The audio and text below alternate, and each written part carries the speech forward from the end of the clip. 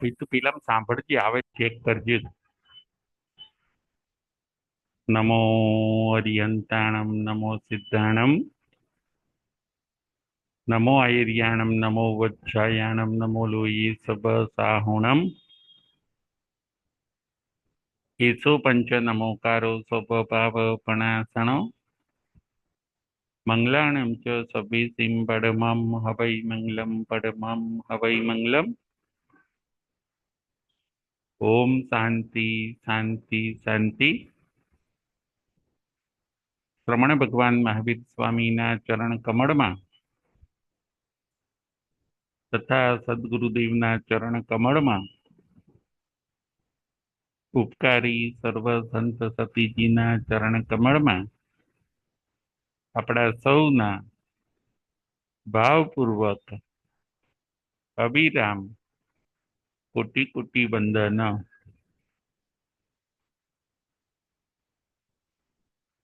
જય જિનેન્દ્ર. તારીખ 6/6/25 આગમ પ્રવચન. આજના આપણા પ્રવચનનો વિષય છે પ્રાયશ્ચિત કરીએ, આરાધક બનીએ. પ્રાયશ્ચિત કરીને આરાધક બનીએ, એ આજના આપણા પ્રવચનનો વિષય છે. આજનો વિષય બહુ અગત્યનો છે, જાણવા જેવો, સમજવા જેવો અને જીવનની અંદર ઉતારવા જેવો છે. પ્રાયશ્ચિત કરીએ. આપણા જીવનની અંદર જે જે દોષ લાગ્યા હોય, જે કંઈ મિસ્ટેક થઈ હોય, એનું ગુરુ પાસે આપણે પ્રાયશ્ચિત કરવું જોઈએ. પ્રાયશ્ચિત કરવાથી આપણું જીવન શુદ્ધ બને છે. પ્રાયશ્ચિત કરવાથી આપણો આત્મા શુદ્ધ બને છે. પ્રાયશ્ચિત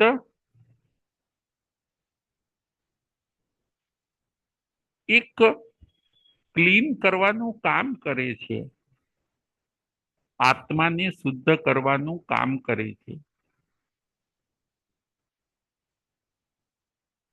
આત્માને શુદ્ધ કરવાનું કામ આ પ્રાયશ્ચિત કરે છે. જે પ્રાયશ્ચિત કરતા નથી, એ આત્મા શુદ્ધ થતા નથી. જે પ્રાયશ્ચિત કરે છે, એ આત્મા શુદ્ધ થાય છે. પ્રાયશ્ચિત કરીને આપણે આરાધક બનીએ. જે પ્રાયશ્ચિત કરતા નથી, એ વિરાધક બને છે. અને જે પ્રાયશ્ચિત કરે છે, એ આત્માઓ આરાધક બને છે. આજે આપણે કોણે કોણે પ્રાયશ્ચિત કર્યું અને શું લાભ મેળવ્યો, એ દ્રષ્ટાંતો આજે આપણે જોઈશું. આજે આપણે અંદાજિત 4 દ્રષ્ટાંત જોઈશું. એ 4 જણે, એ 4 વ્યક્તિઓએ પ્રાયશ્ચિત કર્યું હોય છે અને એ પ્રાયશ્ચિતનો મહાન લાભ એ આત્માઓએ મેળવ્યો હોય છે. પહેલું દ્રષ્ટાંત છે ગૌતમ સ્વામીનું. બીજું દ્રષ્ટાંત છે ગોસાલકજીનું. ત્રીજું દ્રષ્ટાંત છે નંદ મણિયારનું. અને ચોથું દ્રષ્ટાંત છે જેસલ જાડેજાનું. આ ચાર આત્માઓએ પ્રાયશ્ચિત કર્યું હોય છે. આ ચાર આત્માઓએ પ્રાયશ્ચિત કર્યું હોય છે. પહેલું દ્રષ્ટાંત છે ગૌતમ સ્વામીનું. 4 જ્ઞાન ને 14 પૂર્વના ધણી ગૌતમ સ્વામી ભગવાન મહાવીર સ્વામીના પ્રથમ શિષ્ય ગૌતમ સ્વામી એ પણ પ્રાયશ્ચિત કરે છે. ભગવાન મહાવીર સ્વામી એમને કહે છે કે તમે આનંદ શ્રાવકને ખમાવવા માટે જાઓ, અને એક શ્રાવકને ખમાવવા માટે ગૌતમ સ્વામી જાય છે. ગૌતમ સ્વામીનું દ્રષ્ટાંત. આનંદ શ્રાવકે સંથારો કર્યો હોય છે. આનંદ શ્રાવક ભગવાન મહાવીર સ્વામીના શ્રાવક હોય છે. શ્રાવકપણું, પાળ્યું, 12 વ્રત, 11 પડીમાં એ બધું અંગીકાર કર્યા પછી જીવનનો અંતિમ સમય નજીક જાણીને આનંદ શ્રાવક પોતે સંથારો કરે છે, અને એ સંથારાની અંદર આનંદ શ્રાવકને અવધિ જ્ઞાન થાય છે. આ બાજુ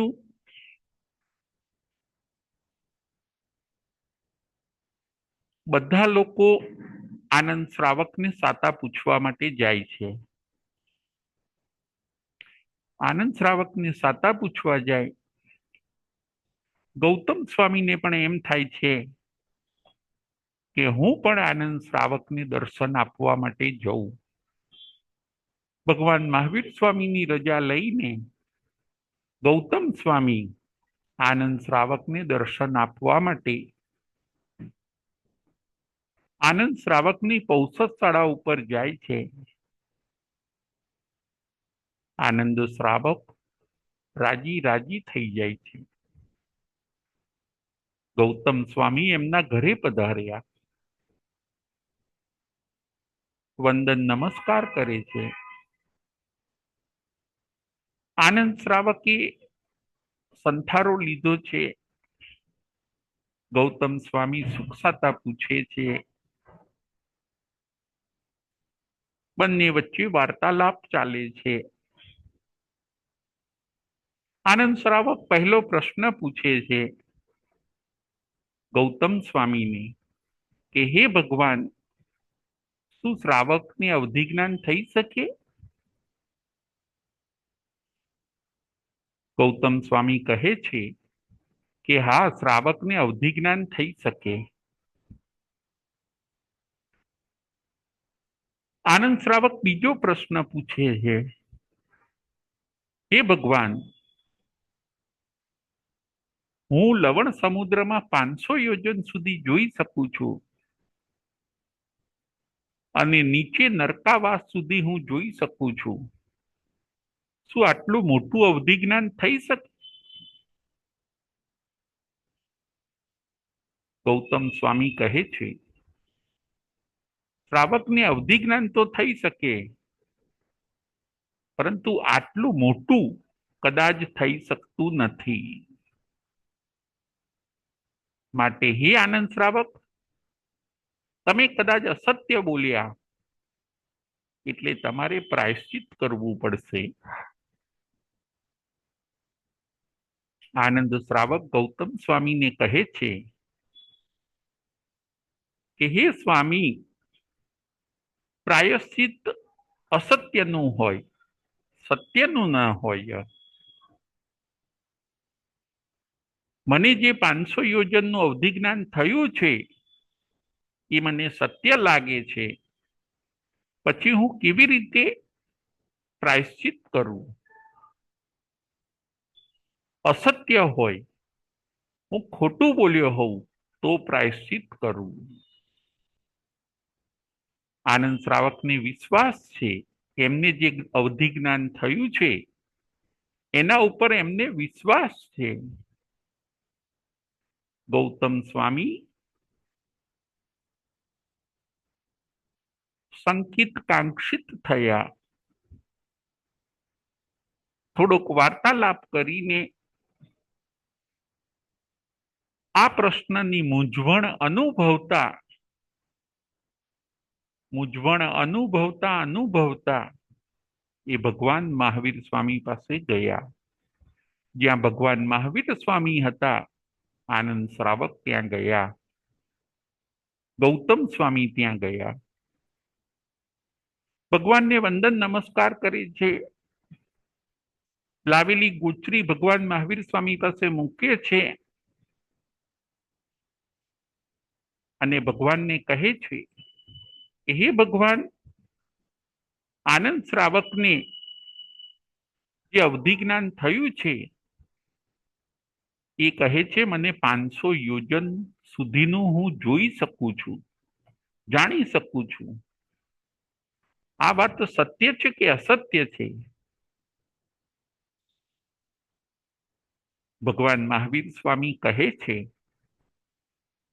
હે ગૌતમ, આનંદ શ્રાવકની વાત સાચી છે.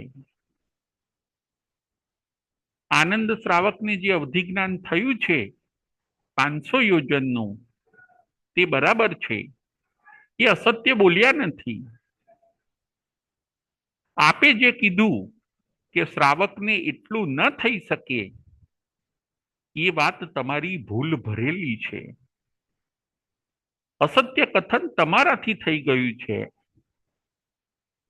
માટે તમારે પ્રાયશ્ચિત લેવું જોઈએ અને આનંદ શ્રાવકને ખમાવા જોઈએ. ભગવાન મહાવીર સ્વામી આવું ગૌતમ સ્વામીને કહે છે. ગૌતમ સ્વામી પ્રાયશ્ચિત લે છે અને આનંદ શ્રાવકને ખમાવા માટે એમના ઘરે જાય છે, એમની પૌષદશાળાએ જાય છે અને આનંદ શ્રાવકને કહે છે કે હે આનંદ શ્રાવક, આપ જે કહેતા હતા કે મને 500 યોજનનું સુધીનું હું જોઈ શકું એવું અવધિ જ્ઞાન થયું છે, નીચે નરકાવાસ સુધી જોઈ શકું એવું અવધિ જ્ઞાન થયું છે, એ આપની વાત સાચી છે. મારું કથન અસત્ય હતું, તમારું કથન તો સત્ય હતું, માટે હું તમને ખમાવું છું. જુઓ, ક્ષમાપનાનો કેવો મહિમા છે. ગૌતમ સ્વામી જેવા મોટા ગણધર કહેવાય, એક શ્રાવકને ખમાવા માટે આવે છે. ગૌતમ સ્વામી ગણધર અને આનંદ તો શ્રાવક હોય છે. છતાં પણ આપણા ત્યાં પ્રાયશ્ચિતનો અને ક્ષમાપનાનો મહિમા બતાવ્યો છે. જ્યારે ક્ષમા માંગવાની હોય ત્યારે નાના મોટાનો વિચાર કરવાનો હોતો નથી. ગૌતમ સ્વામી મોટા હોય છે, આનંદ શ્રાવક નાના હોય છે, છતાં પણ પગે ચાલીને સામેથી ગૌતમ સ્વામી આનંદના પૌષદશાળામાં આવે છે અને ખમાવા માટે ભગવાન મહાવીર સ્વામી તેમને મોકલે છે. ગણધર ભગવંતો પણ પ્રાયશ્ચિત લેવાનું કામ કરે છે. આ દ્રષ્ટાંત આપણને એ કહે છે, એક નાની ભૂલ, નાનું અસત્ય કથન થઈ ગયું, એમાં ભગવાન મહાવીર સ્વામી ગૌતમ સ્વામીને એક શ્રાવકના ત્યાં મોકલે છે. આ દ્રષ્ટાંત આપણને એ જ કહે છે કે પ્રાયશ્ચિતનો કેટલો મહિમા છે. ભૂલનો સ્વીકાર થવો જોઈએ પરંતુ ભૂલનો અસ્વીકાર ન થવો જોઈએ. આપણે ઘણીવાર ભૂલનો સ્વીકાર કરતા નથી, પરંતુ ભૂલનો શું કરીએ છીએ? આપણે પ્રતિકાર કરીએ છીએ. ભૂલ થઈ જાય તો પ્રાયશ્ચિત કરવો. આ દ્રષ્ટાંત આપણે જોયું ગૌતમ સ્વામીનું. ગૌતમ સ્વામી પ્રાયશ્ચિત કરે છે. બીજું દ્રષ્ટાંત છે ગોસાલકજીનું. ગોસાલકજી પ્રાયશ્ચિત કરે છે. ભગવાન મહાવીર સ્વામી જ્યારે છદ્મસ્ત અવસ્થામાં હોય છે, હજી એમને કેવળ જ્ઞાન થયું નથી હોતું, ત્યારે એમની સાથે શિષ્ય તરીકે એક ગોસાલક રહે છે. ભગવાન મહાવીર સ્વામી પાસેથી ઘણું બધું જ્ઞાન જાણી લે છે, ઘણી બધી વિદ્યાઓ શીખી લે છે, અને પછી ભગવાનથી અલગ થઈ જાય છે. પોતાનો પ્રચાર ચાલુ કરી દે છે કે હું જ હવે 24મો તીર્થંકર છું. ગોસાલકજીને અભિમાન આવી ગયું. હું જ હવે ભગવાન મહાવીર સ્વામી છું. બધે ખોટો પ્રચાર કરે, શક્તિનો વિદ્યાનો ઉપયોગ કરે, મંત્ર તંત્રનો ઉપયોગ કરે, બધે પોતાનું નામ થાય એવો પ્રયત્ન કરે.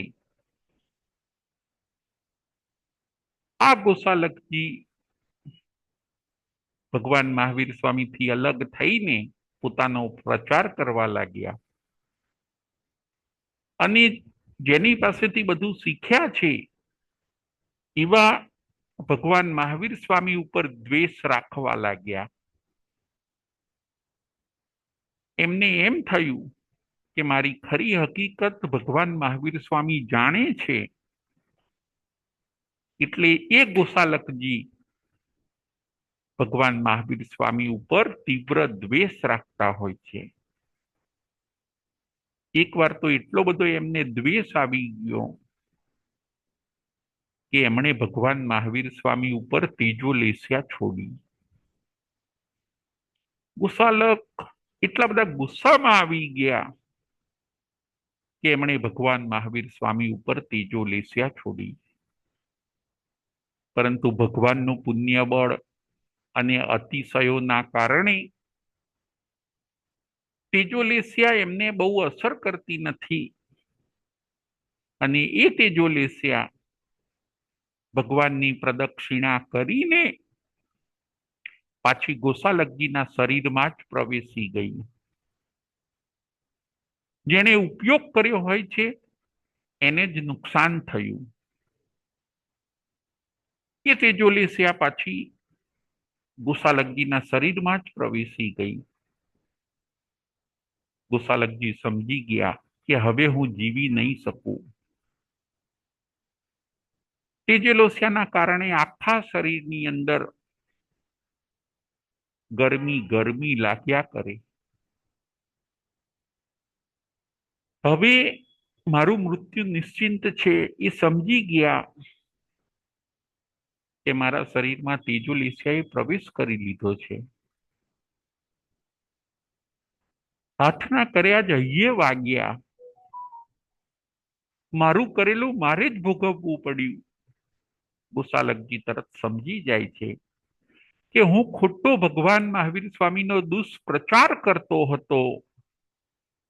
24મા તીર્થંકર તો એ છે, હું તો મંખલી પુત્ર ગોસાલક છું. મારા અભિમાનના કારણે મેં એમનો દુષ્પ્રચાર કર્યો છે. મેં યશ અને નામ મેળવવા માટે મારો ખોટો પ્રચાર કર્યો. મેં મારી વાહવાહ માટે, જગતની અંદર પૂજાવા માટે મેં ખોટા આડંબરો કર્યા. ભૂલનો સ્વીકાર હવે ગોસાલકને થવા લાગ્યો. ગોસાલકને એમ થઈ ગયું કે મેં આ બધું ખોટું કર્યું. મારી પાસે શક્તિઓ હતી, એનો મેં ખોટો ઉપયોગ કર્યો. ભગવાન મહાવીર સ્વામીનો ની સાથે મારે બગાડાય નહીં. એમની સાથે બગાડીને મેં મારું જ અહિત કર્યું છે. આવું બધું એ વિચારવા લાગ્યા. પસ્તાવો થવા માંડ્યો. પ્રાયશ્ચિત પૂર્વે શું થવું જોઈએ? તો કે પ્રાયશ્ચિત પૂર્વે પસ્તાવો થવો જોઈએ. ગોસાલકજી પોતાના શિષ્યોને કહે છે કે હું ખોટો છું. હું 24મો તીર્થંકર નથી. મેં તો અત્યાર સુધી અસત્ય ચલાવ્યું છે. 24મા તીર્થંકર તો ભગવાન મહાવીર સ્વામી છે. હું તો મંખલી પુત્ર ગોસાલક છું. મેં બહુ ખોટું કર્યું છે. ગોસાલક એમના શિષ્યોને કહે છે, મારા અભિમાનના કારણે, મારા માનને પોષવા માટે મેં તીર્થંકર ભગવંતની અસાધના કરી છે. ગોસાલક આવો પસ્તાવો કરે છે, મનોમન પ્રાયશ્ચિત કરે છે. એમના શિષ્યો પાસે પોતાની જે ભૂલો છે એ ભૂલોને ઉઘાડી કરી કાઢે છે. અને શાસ્ત્રકાર કહે છે કે આ પશ્ચાતાપના કારણે એ ગોસાલકજી સંકિત પામી જાય છે. એ ગોસાલકજી અંતિમ સમયે સમ્યક દર્શન પામી જાય છે. અર્ધપૂતગલ પરાવર્તનમાં આવી ગયા. એમનો મોક્ષ નિશ્ચિંત. ભલે લાંબા કાળે એમનો મોક્ષ થશે, પરંતુ પશ્ચાતાપથી ગોસાલકજીએ સંકિત મેળવી લીધું. આ છે પશ્ચાતાપનો લાભ, ભૂલનો સ્વીકાર, ભૂલનો અહેસાસ કરવાથી આ ગોસાલકજી સંકિત પામી ગયા, અર્ધપૂતગલ પરાવર્તનમાં આવી ગયા. કાળના અવસરે કાળ કરીને એ ગોસાલકજી અત્યારે 12મા દેવલોકમાં છે. કાળ કરીને ગોસાલકજી ક્યાં ગયા? તો કે 12મા દેવલોકમાં. જુઓ, આ છે પશ્ચાતાપની તાકાત. ભગવાનની અસાધના કરી, તેજો લેસ્યા છોડી, એ બધા કર્મ એ હવે 12મા દેવલોકમાંથી નીકળ્યા પછી ભોગવશે.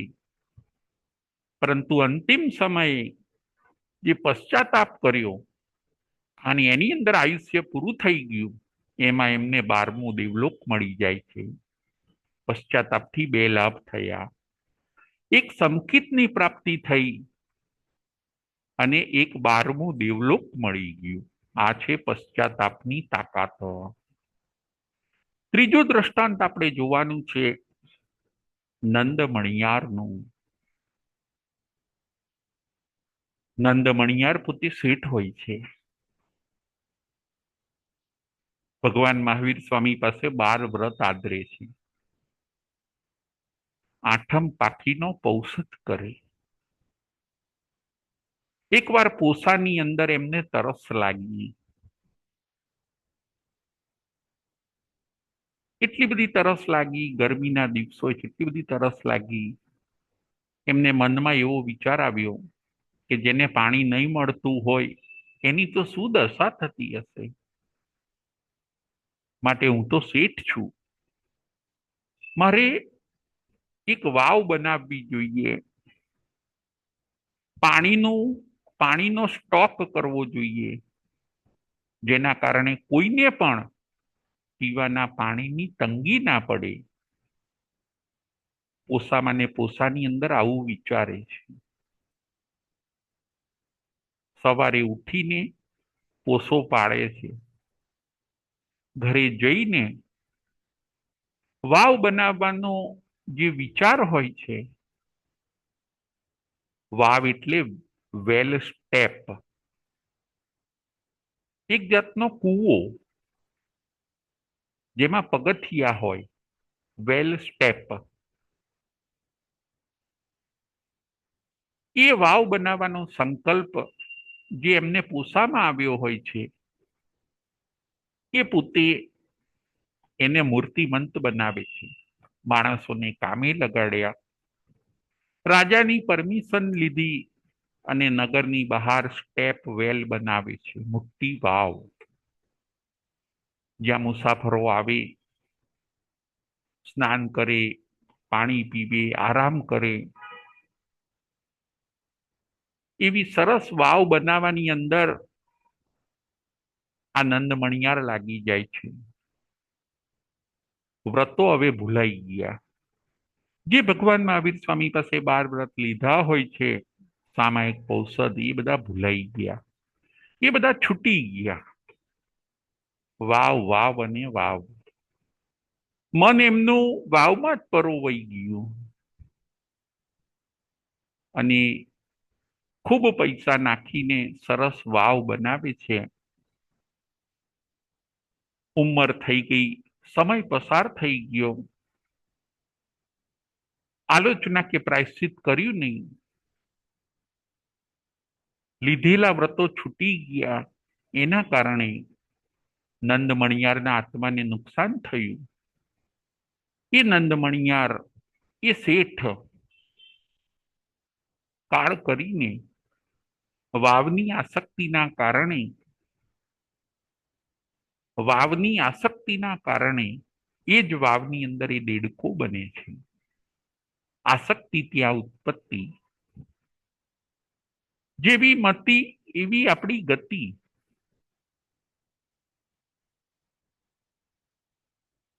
હવે પાછળનું બધું ભૂલાઈ ગયું. દેડકો પાણીમાં રહે. એકવાર ત્યાં સ્નાન કરનાર બધા મુસાફરો કહે કે આ નંદ મણિયારે સરસ વાવ બનાવી, આ નંદ મણિયારે સરસ વાવ બનાવી. આ શબ્દો સાંભળતા સાંભળતા એ દેડકાને જાતિ સ્મરણ જ્ઞાન થાય છે, પાછળના ભવ દેખાય છે, અને એ દેડકો તરત વિચાર કરે છે કે હું કોણ છું ને ક્યાંથી અહીંયા આવ્યો. પોતાનો પાછળનો ભવ જોવે છે કે હું તો નંદ મણિયાર શેઠ હતો, આ વાવ મેં જ બનાવી છે, એ પહેલા મેં પૌષધ કર્યો હોય છે. ભગવાન મહાવીર સ્વામી પાસે 12 વ્રત લીધા હોય છે. મારી તો ગતિ દેવલોકની થવી જોઈએ, ત્યાં હું આ દેડકો ક્યાં બની ગયો. અંદર ઉહાપોહ થયો અને પાછા દેડકાના ભવની અંદર જ ફરીથી 12 વ્રત એ ઉચરે છે અને 12 વ્રત પાળવાના એમણે ચાલુ કરી દીધા.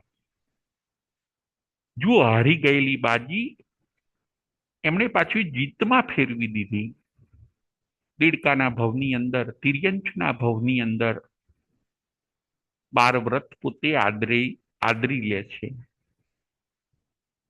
અચેત પાણી પીવે વાવની અંદર, સુકાઈ ગયેલી લીલ ફૂગ ખાય. અને જે ભગવાન મહાવીર સ્વામી પાસે 12 વ્રત લીધા હોય છે એને હવે એ કન્ટિન્યુઝ કરે છે. થોડો પસ્તાવો થયો, થોડું પ્રાયશ્ચિત કર્યું કે મારી વાવમાં આસક્તિ હતી અને વ્રતો છૂટી ગયા, એટલે હું દેડકો બન્યો, મારી ગતિ બદલાઈ ગઈ. નહીતર જે 12 વ્રત આદરે એ તો દેવલોકમાં જાય.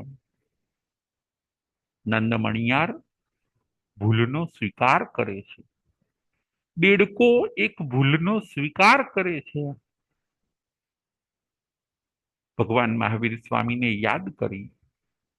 એકવાર ભગવાન મહાવીર સ્વામી પધાર્યાના સમાચાર સાંભળ્યા. એ દેડકાએ વાવની બહાર નીકળીને દર્શન કરવા જાય છે.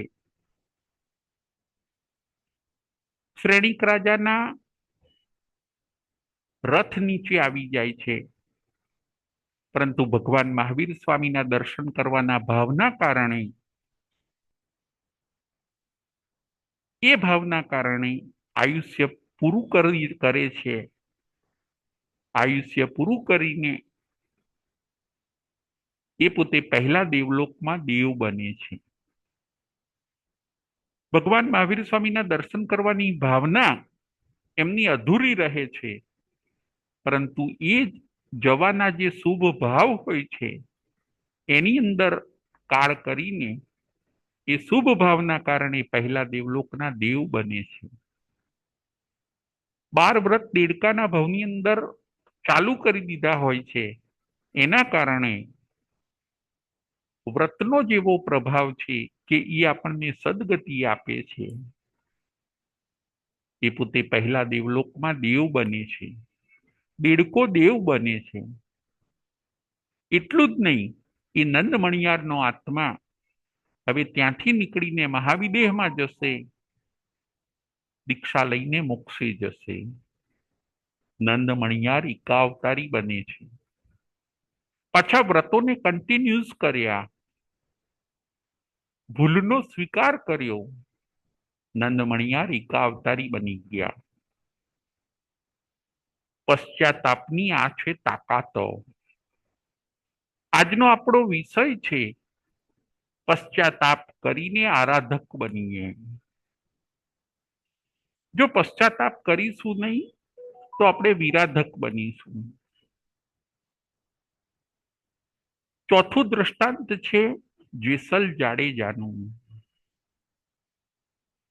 જેસલ જાડેજા એક ખૂંખાર બારવટિયો, સતી તોરલ એમને પશ્ચાતાપ કરાવે છે. એકવાર બંને સમુદ્રની અંદર બોટમાં બેસીને જતા હોય છે અને કર્મનો ઉદય થઈ ગયો. આજે સમુદ્રની અંદર તોફાન છે. જેસલ જાડેજા ગભરાઈ જાય છે. સમુદ્રની અંદર એટલું બધું તોફાન છે કે આજે કોઈ બચવાનો ચાન્સ નથી. જેસલ જાડેજાને સામે મોત દેખાય છે. બચવું છે પણ હવે કરવું શું? મોટા મોટા મોજાઓ ઉછળે, નાવ હાલક ડોલક થાય.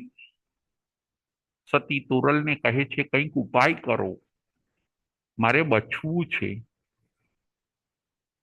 મારે મરવું નથી. ત્યારે સતી તોરલ કહે છે કે તમારા જીવનમાં તમે જે પાપ કર્યા એનો તમે પશ્ચાતાપ કરો. ત્યારે જેસલ જાડેજા કહે છે, સતી તોરલને કહે છે કે હે તોરલ રાણી, મેં મારા જીવનમાં બહુ પાપ કર્યા છે. મેં કુંવારી જાનો લૂંટી છે. જાન જતી હોય પરણવા માટે એક ગામથી બીજે ગામ, એ માણસોના દાગીના લૂંટી લીધા, એમની પાસે જે કિંમતી વસ્તુ હોય એ બધી લૂંટી લીધી. મેં તળાવની પાળો તોડી છે. ગામને હેરાન કરવા માટે, ગામને પરેશાન કરવા માટે મેં કુવા અને તળાવની જે પાળ હોય એ પાળો તોડી કાઢી છે. મેં મોરને ઘણા માર્યા છે કે મેં મોરને પણ બહુ માર્યા છે. હે સતી રાણી, મેં માથામાં જેટલા વાળ છે એટલા મેં પાપ કર્યા હશે, એનાથી વધારે ખરા પણ ઓછા નહીં. જેસલ જાડેજા પશ્ચાતાપ કરે છે. સતી તોરલ કહે છે હજી પણ કંઈ યાદ આવતું હોય તો બોલી જાઓ. પાપને જો તમે પ્રકાશશો, કુદરત પાસે જો તમે માફી માગશો તો કદાચ આ સમુદ્ર શાંત થઈ જશે. કુદરત જ્યારે વિફરે છે ત્યારે એ ચોક્કસ બદલો લે છે. તમે જો કુદરતનો કાનૂન તોડ્યો હોય, કુદરતથી વિરુદ્ધ કંઈ કામ કર્યું હોય, પાપાચાર કર્યો હોય, તો આજે તમારે એનો પશ્ચાતાપ કરવો પડશે, ભૂલોનો એકરાર કરવો પડશે, ભૂલોની માફી માંગવી પડશે. તોરલ જેસલ જાડેજાને સમજાવે છે. જો ભૂલોની માફી નહીં માંગો તો આજે કુદરત છોડવાની નથી.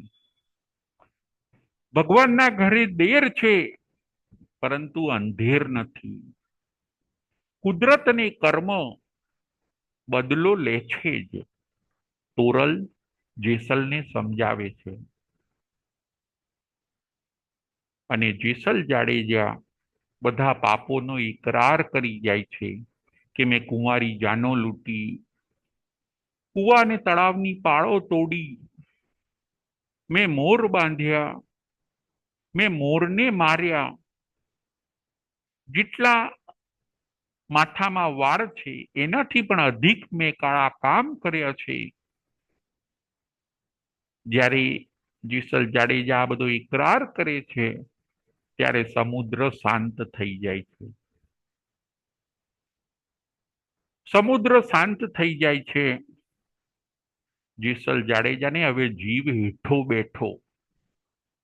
એકવાર તેમનો જીવ ઊંચો થઈ ગયો, કારણ કે મોત સામે દેખાતું હોય છે.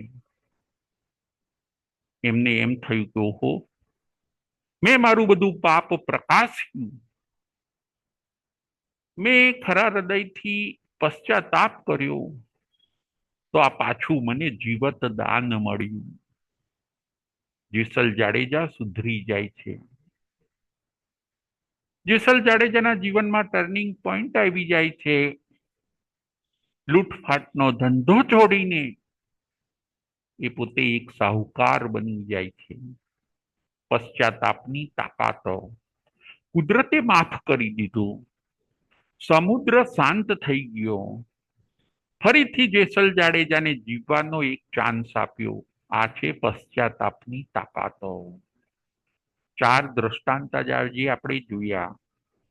એક ગૌતમ સ્વામીનું દ્રષ્ટાંત, બીજું ગોસાલકજીનું દ્રષ્ટાંત,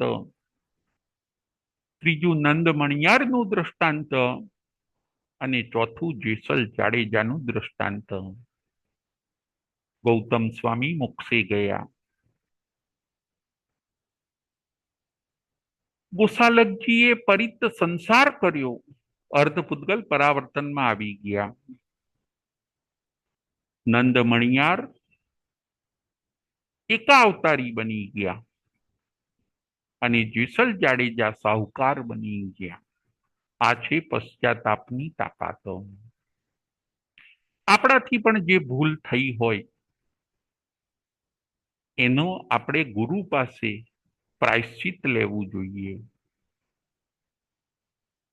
આપણે પણ આપણા જીવનની અંદર કોઈને દગો કર્યો હોય, હું આપને બતાવું કે આપણાથી પણ કેવી કેવી ભૂલો થતી હોય છે. એનું પ્રાયશ્ચિત આપણે ગુરુ પાસે લેવું જોઈએ. લીધું છે કે નથી લીધું? જો ન લીધું હોય તો આપણે ગુરુ પાસે પ્રાયશ્ચિત લઈ લેવું જોઈએ. આત્માને શુદ્ધ કરવો જોઈએ. કુદરત દંડ આપે કે કર્મ દંડ આપે એ પહેલા આપણે ગુરુ પાસે પ્રાયશ્ચિતનો દંડ લઈને એ ભૂલને આપણે ઓસીરાવી દેવી જોઈએ. ગુરુ પાસે આપણે પ્રાયશ્ચિત લઈએ તો એ ભૂલ આપણી માફ થઈ જતી હોય છે. જેમ કોઈએ ગુનો કર્યો હોય, હું આપને બતાવું કે કોઈકે ગુનો કર્યો હોય, કાનૂનને તોડ્યો હોય, કાયદાનો ભંગ કર્યો હોય, અને જો એ પોલીસ સ્ટેશને હાજર થઈ જાય, માફી માગે, તો સજાની અંદર ફેર પડી જતો હોય છે. તો કદાચ એને સજા ન થાય અથવા તો ઓછી થાય, પરંતુ કાનૂન તોડ્યા પછી જે પોલીસ સ્ટેશને હાજર થતા નથી, માફી માંગતા નથી, બધે ભાગતા ફરે છે, પોલીસ શોધે છતાં પણ હાથમાં આવતા નથી, પોલીસને થકવે છે, એની સજા ડબલ થઈ જાય છે. જે પ્રાયશ્ચિત કરતા નથી એની સજા 2 ગણી, 3 ગણી, 4 ગણી ડબલ થઈ જાય છે. ફરીથી જે પ્રાયશ્ચિત કરતા નથી, કોઈને અન્યાય કર્યો એનું જો પ્રાયશ્ચિત કરતા નથી, ખમાવતા નથી, તો એ આત્માને જે સજા મળવાની હોય એ સજા 2 ગણી, 3 ગણી, 4 ગણી ડબલ થઈ જાય છે. પરંતુ જે માફી માંગી લે છે એ પોતે હવે સજાને પાત્ર રહેતો નથી, કારણ કે એણે સામેથી માફી માંગી લીધી. પશ્ચાતાપની આ તાકાત છે. કાનૂન જો તોડ્યો તો હવે તમે દંડ લઈ લો, દંડ ભરપાઈ કરો. જો દંડ ભરપાઈ નહીં કરો તો પછી સજા ભોગવવા માટે તૈયાર રહો. કરેલી ભૂલ 2 રીતે છૂટે છે, એક પશ્ચાતાપથી અને બીજી સજાથી. ફરીથી કરેલી ભૂલ 2 રીતે છૂટે છે, એક પશ્ચાતાપથી અને બીજી સજાથી. આપણે કઈ રીતે એ કર્મથી છૂટવું છે? પશ્ચાતાપ કરીને કર્મથી છૂટવું છે કે સજા મેળવીને કર્મથી છૂટવું છે? એ નક્કી આપણે કરવાનું છે. ગુરુ પાસે પ્રાયશ્ચિત કરો. પ્રાયશ્ચિતથી કરેલી ભૂલ સાફ થઈ જાય છે. આપણે કઈ કઈ ભૂલ આપણા જીવનમાં કરી હોય એ હું આપને બતાવું. આપણે આપણા જીવનની અંદર કોઈને દગો કર્યો હોય, કોઈને વિશ્વાસઘાત કર્યો હોય તો આપણે પ્રાયશ્ચિત કરી લેવું જોઈએ. કોઈકનું ધન હડપ કર્યું હોય તો પણ પ્રાયશ્ચિત કરી લેવું જોઈએ. કોઈ જ્ઞાનીની સાથે ઝઘડો કર્યો હોય, કોઈ જવાબદારીમાંથી છટકી ગયા હોઈએ તો ગુરુ પાસે એનું પ્રાયશ્ચિત કરી લેવું જોઈએ. કોઈક ઝાડ આપણે કપાવ્યા હોય, કોઈ જગ્યાએ આપણે મધપૂડો તોડાવ્યો હોય તો આપણે ગુરુ પાસે પ્રાયશ્ચિત કરવું જોઈએ. કોઈક વાર આપણે ઝેરી દવા છાંટીને કેટલાય જીવોને મારી નાખ્યા હોય તો આપણે ગુરુ પાસે પ્રાયશ્ચિત લેવું જોઈએ. કોઈ વાર આપણાથી ઈંડું ફૂટી ગયું હોય તો આપણે ગુરુ પાસે પ્રાયશ્ચિત લેવું જોઈએ. કોઈ વાર ખાવામાં નોનવેજ આવી ગયું હોય તો આપણે ગુરુ પાસે પ્રાયશ્ચિત લેવું જોઈએ. કોઈ વાર કોઈના ઉપર આપણે બ્લેમ કર્યું હોય, કોઈના ઉપર આડ ચડાવ્યું હોય આપણે, તો આપણે ગુરુ પાસે પ્રાયશ્ચિત લેવું જોઈએ. આપણે એક નજર આપણા પાસ્ટ ટાઈમમાં કરવાની છે કે મારાથી કઈ કઈ ભૂલ થઈ છે, એનું લિસ્ટ બનાવો. અને એનું લિસ્ટ બનાવ્યા પછી જાણકાર ગીતાર્થ ગુરુ પાસે જઈને ગુરુને કહો કે મારાથી આ બધી ભૂલ થઈ છે અને આપ જે પ્રાયશ્ચિત આપો એ પ્રાયશ્ચિત હું લેવા માટે તૈયાર છું. અતિચારનું પ્રતિક્રમણ હોય અને અનાચારનું પ્રાયશ્ચિત હોય. ફરીથી અતિચાર જો લાગ્યા હોય તો એનું પ્રતિક્રમણ હોય, અને જે અનાચાર થઈ ગયો હોય આપણાથી એનું તો ગુરુ પાસે પ્રાયશ્ચિત લેવું જોઈએ, ગુરુ પાસે દંડ લેવો જોઈએ. શ્રાવકના અતિચાર કેટલા? તો કે 99 અતિચાર છે. અજાણતા જો ભૂલ થઈ હોય એને અતિચાર કહેવામાં આવે છે, અને જાણી જોઈને જો ભૂલ કરી હોય તો એને અનાચાર કહેવામાં આવે છે, અને એ અનાચારનું પ્રાયશ્ચિત હોય છે. અતિચારનું પ્રતિક્રમણ હોય અને અનાચારનું પ્રાયશ્ચિત હોય છે. આપણાથી જે અનાચાર થઈ ગયો હોય, આપણાથી કંઈ દુરાચાર થઈ ગયો હોય, તો આપણે ગુરુ પાસે પ્રાયશ્ચિત લેવું જોઈએ. એવું નહીં કે આપણે ભૂલી જઈએ કે 25 ગણું 50 ગણું થઈને એ કર્મ ભવિષ્યની અંદર આપણી સામે આવે, આપણને હેરાન પરેશાન કરે, આપણને મુશ્કેલીમાં મૂકે, એ પહેલા ભગવાન કહે છે કે એ તમારી ભૂલને વશ કરવા માટે તમે ગીતાર્થ ગુરુ પાસે જાઓ.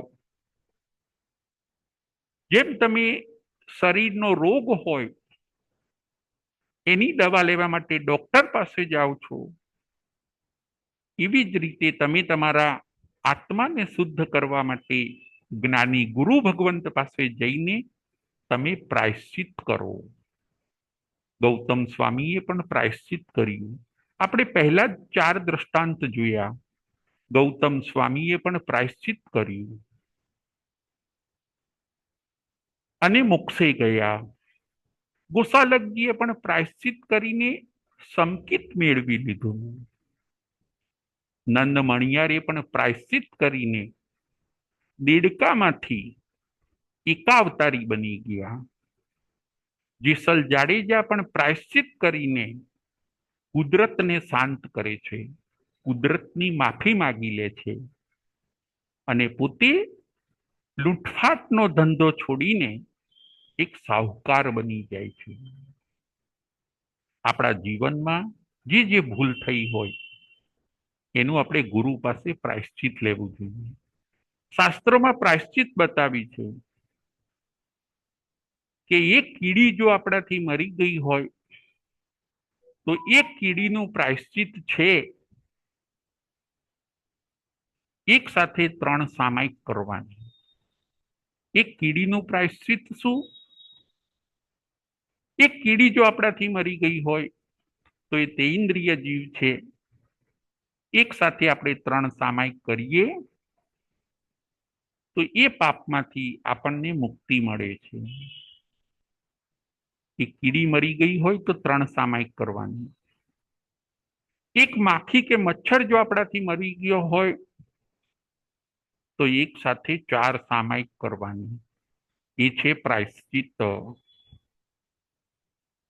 ઈંડું ફૂટી ગયું હોય આપણાથી તો એક સાથે 5 સામાયિક કરવાની. આ છે પ્રાયશ્ચિત. ઈંડાનું પ્રાયશ્ચિત શું? તો કે એક સાથે 5 સામાયિક કરવાની પશ્ચાતાપ સાથે. તો કદાચ તમે જે ઈંડું ફૂટી ગયું એ અપરાધ થયો, એ અપરાધમાંથી તમને મુક્તિ મળી શકે. સંત સતીજી પણ પ્રાયશ્ચિત કરતા હોય છે. આપણા ગુરુ ગોરાણી મહાસતીજી મહારાજ સાહેબ પણ, એમના તો જીવન જ નિષ્પાપ છે, છતાં પણ બાય મિસ્ટેક કંઈ ભૂલ થઈ ગઈ હોય, એમને ભગવાને પ્રાયશ્ચિત આપ્યું. શું પ્રાયશ્ચિત આપ્યું? સંત સતીજીને ભગવાને પ્રાયશ્ચિત આપ્યું. શું પ્રાયશ્ચિત આપ્યું? વર્ષની અંદર એક સાથે 4 ઉપવાસ કરવાના.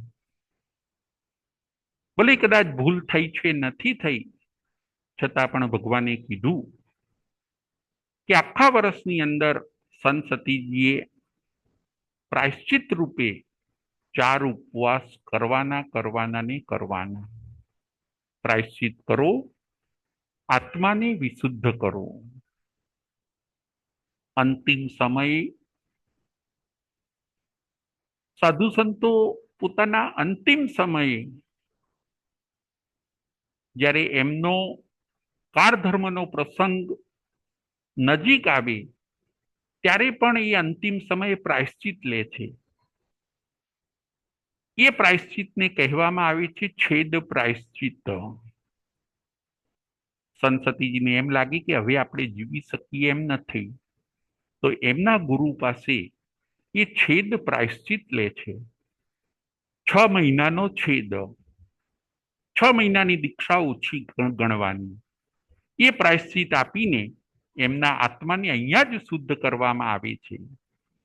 કાળ ધર્મની પહેલા 6 મહિનાનો એમને પ્રાયશ્ચિત આપવામાં આવે છે. અંતિમ સમય આ છે પ્રાયશ્ચિતનું મહાત્મ્ય. પ્રાયશ્ચિત કરવાથી આત્મા વિરાધક બનતો નથી, પરંતુ આરાધક બની જાય છે. ઘણા લોકો કહેતા હોય છે કે અમારાથી તપ થતું નથી, અમે કેવી રીતે ગુરુ પાસે પ્રાયશ્ચિત લઈએ. ઘણા લોકોનું આ કહેવું હોય છે કે હવે અમે ઉંમરવાળા થઈ ગયા, ભૂલો તો જીવનમાં બહુ કરી છે, પણ હવે અમે તપ કરી શકતા નથી. તો પ્રાયશ્ચિત કેવી રીતે કરવું? તો એનો જવાબ એ છે કે 3 રીતે પ્રાયશ્ચિત કરી શકાય છે. ગુરુ તમને 3 રીતે પ્રાયશ્ચિત આપે છે. એક તો તપથી પણ પ્રાયશ્ચિત કરી શકાય. નંબર 1 તપથી પ્રાયશ્ચિત કરી શકાય. નંબર 2 કદાચ તપ ન થતું હોય તો સ્વાધ્યાયથી પણ ગુરુ પ્રાયશ્ચિત આપે છે. સ્વાધ્યાયથી પણ પ્રાયશ્ચિત કરી શકાય. નંબર 2 અને નંબર 3 જાપથી પણ પ્રાયશ્ચિત કરી શકાય છે. તપથી પ્રાયશ્ચિત કરી શકાય છે, સ્વાધ્યાયથી પ્રાયશ્ચિત કરી શકાય છે, અને જાપથી પણ પ્રાયશ્ચિત કરી શકાય છે. તપ જેનાથી નથી થતું એ સ્વાધ્યાય કરો. ગુરુ તમને સ્વાધ્યાયમાં પ્રાયશ્ચિત આપશે. 1000 ગાથાની સ્વાધ્યાય કરવી, 2000 ગાથાની સ્વાધ્યાય કરવી, એમ જ્ઞાની ગુરુ તમને સલાહ આપશે. કદાચ સ્વાધ્યાય કે ગાથાઓ નથી આવડતી તો ગુરુ ભગવંતો તમને નવકાર મંત્રમાં લોગસ ફેરવવાનું એમ કહીને તમને જાપમાં પ્રાયશ્ચિત આપશે. પરંતુ કોઈ પણ ઉપાયે તમે પ્રાયશ્ચિતનો સ્વીકાર કરો. કહેવાનો આશય એ છે, તપથી કરો, તપથી ન થાય પ્રાયશ્ચિતો તો સ્વાધ્યાય અને જાપથી કરો. આવો સરસ છે પ્રાયશ્ચિતનો મહિમા. આપણે પણ આપણા જીવનમાં એ જ ધ્યાન રાખવાનું છે કે હાલતા ચાલતા ઉઠતા બેસતા આ સંસારની અંદર આપણે પણ જેસલ જાડેજાની જેમ કેટલાય પાપ કર્યા હોય છે. જાણી જોઈને પણ કર્યા હોય છે, અજાણતા પણ કર્યા હોય છે, અને હજી પણ કરીએ છીએ. ગુના ઉપર ગુનો, કર્મ ઉપર કર્મ, ખોટા ઉપર ખોટું કરીએ છીએ. એ બધા જ્યારે કર્મ ઉદયમાં આવે અને આપણને હેરાન પરેશાન કરે એ પહેલા ભગવાન કહે છે કે તમે પ્રાયશ્ચિત કરી લો. પ્રાયશ્ચિત કરીને આપણે આરાધક બનીએ, આપણે વિરાધક ન બનીએ. પ્રાયશ્ચિતથી આત્માને શુદ્ધ કરીએ. જેની જેની સાથે સંબંધો બગાડ્યા છે એની પણ આપણે માફી માગી લઈએ. જુઓ 4 જ્ઞાન અને 14 પૂર્વના ધણી એવા ગૌતમ સ્વામી આનંદ શ્રાવકની માફી માગવા જાય છે. આવો સરસ માફીનો મહિમા છે. આપણે જો આપણા આત્માનું સુધારવું હોય અને ભવિષ્યમાં આપણને દુઃખ હેરાન ન કરે, આપણું જ કર્મ આપણને પરેશાન ન કરે, એટલા માટે સુગ્ન જીવોએ ગુરુ પાસે પ્રાયશ્ચિત લેવું બહુ જરૂરી છે. આજના આપણા પ્રવચનનો વિષય છે પ્રાયશ્ચિત કરીએ અને આરાધક બનીએ.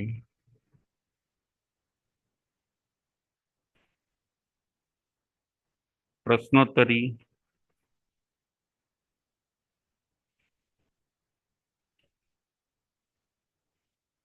પ્રશ્ન નંબર 1. આજે આપણે કેટલા દૃષ્ટાંત જોયા? પ્રશ્ન નંબર 1. આજે આપણે કેટલા દૃષ્ટાંત જોયા? કલ્પનાબેન શાહ.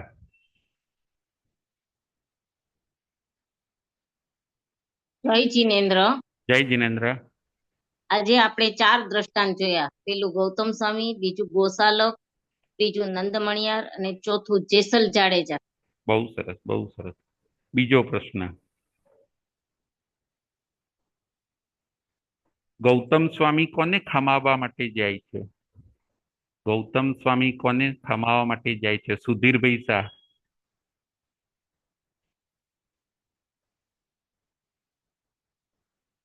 સુધીરભાઈ શાહ.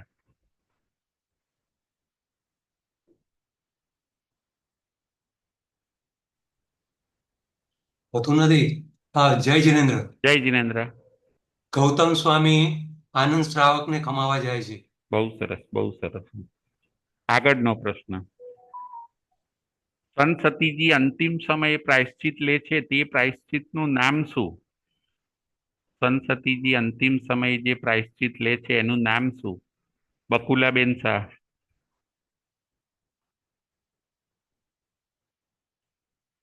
જય જીનેન્દ્ર ગુરુજી.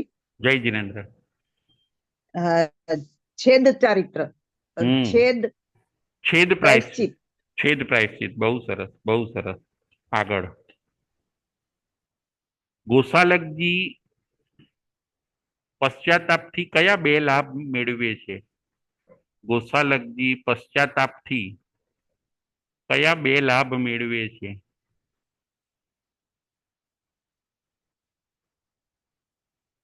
સુધીરભાઈ શાહ. જય જીનેન્દ્ર. જય જીનેન્દ્ર. ગોસાલકજી પ્રાયશ્ચિતથી 2 લાભ મેળવે છે. એટલે તો એક સંકિત પામે છે અને બીજું 12મા દેવલોકમાં જાય છે. બહુ સરસ, બહુ સરસ. હવે આગળનો પ્રશ્ન. કીડી મરી જાય તો એનું પ્રાયશ્ચિત શું બતાવ્યું છે શાસ્ત્રમાં? કીડી મરી જાય તો એનું શાસ્ત્રમાં શું પ્રાયશ્ચિત બતાવ્યું છે? પૂજાબેન. જય જીનેન્દ્ર. જય હા. જીનેન્દ્ર. કીડી મરી જાય તો એક સાથે 3 સામાયિક કરવાની. બહુ સરસ, બહુ સરસ. આગળનો પ્રશ્ન. માખી જો આપણાથી મરી જાય તો એનું શું પ્રાયશ્ચિત હોય છે? માખી જો આપણાથી મરી જાય તો એનું શાસ્ત્રમાં શું પ્રાયશ્ચિત બતાવ્યું છે? બકુલાબેન.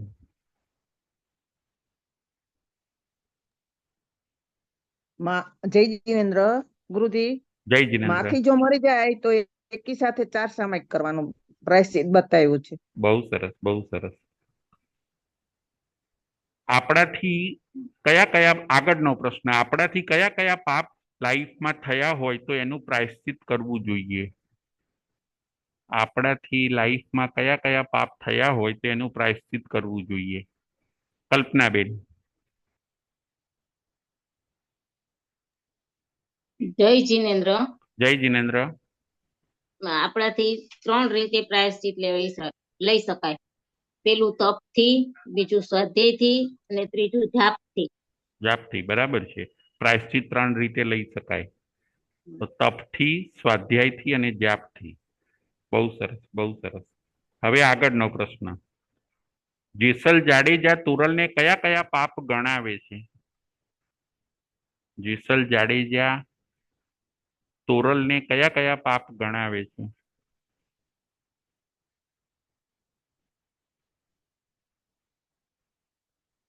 છેલ્લો પ્રશ્ન. જેસલ જાડેજા તોરલને કયા કયા પાપ ગણાવે છે? સુધીરભાઈ શાહ. જય જીનેન્દ્ર. જય જીનેન્દ્ર. એને જાન લૂંટી હોય છે, કુવા અને તળાવની ફાળો તોડી હોય છે અને લોકોને પુષ્કળ હેરાન કરેલા હોય છે. બહુ સરસ, બહુ સરસ. Thank you. જય જીનેન્દ્ર. જય મહાવીર.